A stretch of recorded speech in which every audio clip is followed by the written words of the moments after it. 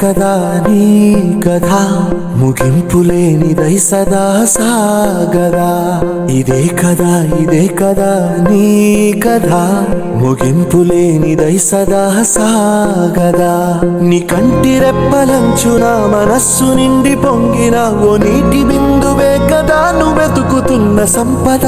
ఒక్కొక్క జ్ఞాపకానికి 100 ఏళ్ల ఆయువుందిగా, ఇంకెన్ని ముందు వేచనో అవన్నీ వెతుకుతూ పదా.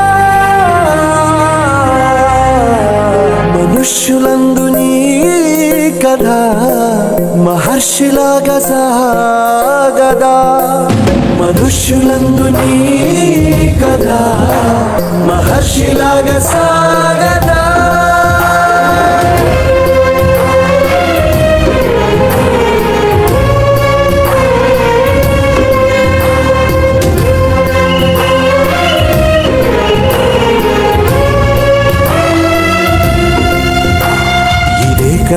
ఇదే కదా నీ కదా ముగింపులేనిదై సదా సాగదా.